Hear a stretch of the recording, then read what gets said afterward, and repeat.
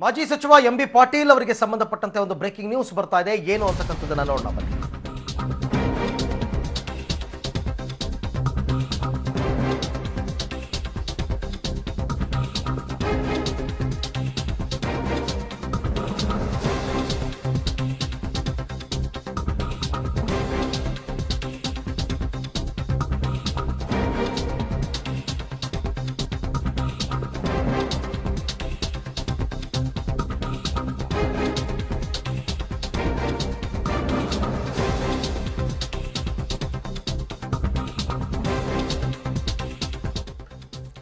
ಬಿಸಿ ಪಾಟೀಲ್ಗೆ ತಪ್ಪಿದೆ ಸಚಿವ ಸ್ಥಾನ. ಬಿಸಿ ಪಾಟೀಲ್ ಬದಲು ಎಂಬಿ ಪಾಟೀಲ್ಗೆ ಮಣೆ ಹಾಕಿದ್ದಾರೆ ರಾಹುಲ್ ಗಾಂಧಿ.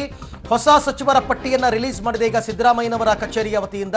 ಅದರ ಪ್ರಕಾರ M B Patil, R B. Timmapur, MTB Nagaraj, Parameshwar Naik, Tukaram ಮತ್ತು ಸಿಎಚ್ ಶಿವಳ್ಳಿಗೆ ಸಚಿವ ಸ್ಥಾನ ಅಂತಕ್ಕಂಥ ಮಾಹಿತಿ ಈಗ ಸದ್ಯಕ್ಕೆ ಲಭ್ಯವಾಗ್ತಾ ಇದೆ. ಒಂದು ಗೊಂದಲದಲ್ಲಿತ್ತು, ಬಿಸಿ ಪಾಟೀಲ ಎಂಬಿ ಪಾಟೀಲ ಅಂತ. ಮಾಜಿ ಸಚಿವ ಎಂಬಿ ಪಾಟೀಲ್ಗೆ ಮಣೆ ಹಾಕಿದ್ದಾರೆ ಕಾಂಗ್ರೆಸ್ನ ಅಧ್ಯಕ್ಷ ರಾಹುಲ್ ಗಾಂಧಿ. ಹೊಸ ಸಚಿವರ ಪಟ್ಟಿಯನ್ನು ಬಿಡುಗಡೆ ಮಾಡಿದೆ ಸಮನ್ವಯ ಸಮಿತಿ ಅಧ್ಯಕ್ಷ ಸಿದ್ದರಾಮಯ್ಯನವರ ಕಚೇರಿಯ ವತಿಯಿಂದ. ಹಾಗಾಗಿ ಕಳೆದ ಬಾರಿ ಸಿದ್ದರಾಮಯ್ಯನವರ ಸಂಪುಟದಲ್ಲಿ ಜಲಸಂಪನ್ಮೂಲ ಸಚಿವರಾಗಿ ಕೆಲಸ ಮಾಡಿದ್ದ ಎಂಬಿ ಪಾಟೀಲ್ ಅವರಿಗೆ ಮಣೆಯನ್ನು ಹಾಕಲಾಗಿದೆ. ಲಿಂಗಾಯತರ ಕೋಟಾದಲ್ಲಿ ಇಬ್ಬರು ಹೆಸರು ಕೇಳಿಬಂದಿತ್ತು, ಬಿಸಿ ಪಾಟೀಲ್ ಅಥವಾ ಎಂಬಿ ಪಾಟೀಲ್ ಅಂತ.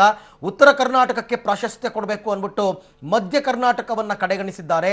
ಹಾಗಾಗಿ ಎಂಬಿ ಪಾಟೀಲ್ಗೆ ಸಚಿವ ಸ್ಥಾನ ಸಿಕ್ಕಿದೆ, ಬಿಸಿ ಪಾಟೀಲ್ಗೆ ಸಿಕ್ಕಿಲ್ಲ.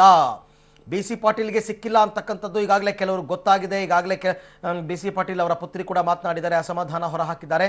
ಆದರೆ ಎಂಬಿ ಪಾಟೀಲ್ ಅವರು ಸಚಿವ ಸ್ಥಾನವನ್ನು ಗಿಟ್ಟಿಸಿಕೊಳ್ಳುವಲ್ಲಿ ಯಶಸ್ವಿಯಾಗಿದ್ದಾರೆ. ಬಟ್ ಮತ್ತೊಂದು ಕ್ವೆಶ್ಚನ್ ರೈಸ್ ಆಗುತ್ತೆ ಇಲ್ಲಿ.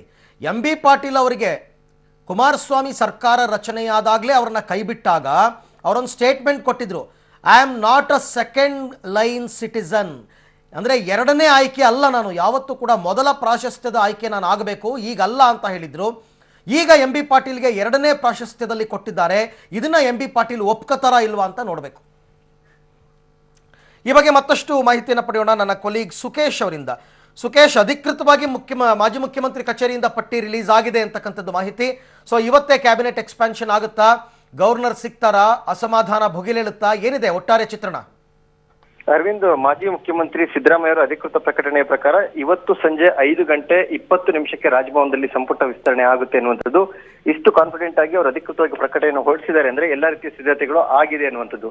ಜೊತೆಗೆ ನಾವು ಮೊದಲೇ ಕೂಡ ತಿಳಿಸಿದಂತೆ 5:20 ಅಲ್ಲ, ಅದು 5:22 ರೇವಣ್ಣ ಅವರು ನಿಗದಿಪಡಿಸಿದಂತ ಸಮಯದಲ್ಲಿ ಸಂಪುಟ ವಿಸ್ತರಣೆ ಆಗುವಂಥದ್ದು.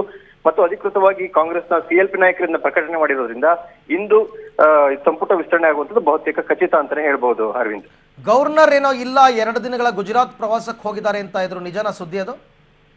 ಅದ್ರ ಬಗ್ಗೆ ಅಥೆಂಟಿಕ್ ಆಗಿ ಯಾವ್ದು ಸುದ್ದಿನೂ ಕನ್ಫರ್ಮ್ ಆಗಿಲ್ಲ. ಆ ರೀತಿಯ ಒಂದು ಊಹಾಪೋಹಗಳಿಂದಾಗಿಯೇ ಸಂಪುಟ ವಿಸ್ತರಣೆ ಮುಂದಕ್ಕೆ ಹೋಗ್ಬೋದು ಅನ್ನುವಂತ ಮಾತು ಕೇಳಿ ಬಂದಂತದ್ದು.